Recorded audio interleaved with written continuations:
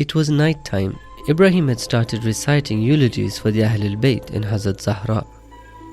His voice was hoarse due to his tiredness and the long meetings he had had during the day. After the gathering ended, one or two people joked with Ibrahim and imitated his voice. Then they said some things which made him very upset. He said, "I am not important, but they ridiculed the gathering for Hazrat Zahra. Because of this, I won't recite anymore." No matter how much I told him, "Look, don't take their words to heart, Agha Ibrahim. Just do your own thing." But this didn't make any difference.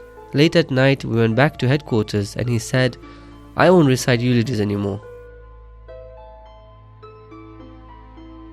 It was 1 a.m. I was very tired and I slept. Before the morning prayer, I felt someone shaking my arm. I opened my eyes with difficulty. Ibrahim's shining face was over my head. He called me and said, "Get up, it's time to pray."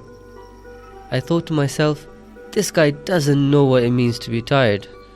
But I knew that whatever time he slept, he always woke up before the time for Fajr and prayed Salatul Layl.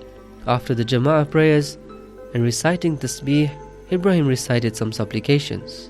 And then he recited eulogies for Hazrat Zahra. Ibrahim's beautiful poems made every soul to cry.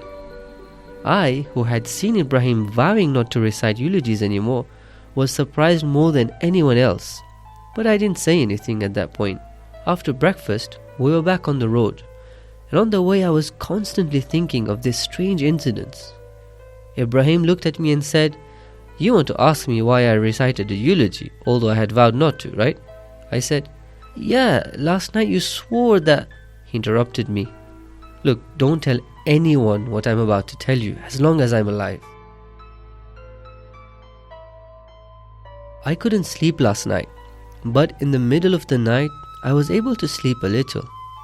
And in my sleep, I saw that Lady Fatima came to me and she said, "Don't say you won't recite. We love you. Whoever asks you to recite, you just recite." At this point, Ibrahim was crying so much, he couldn't talk anymore. This was a story from the life of Shaheed Ibrahim Hadi, a 24-year-old youth who lived for Allah's sake and died for Allah's sake.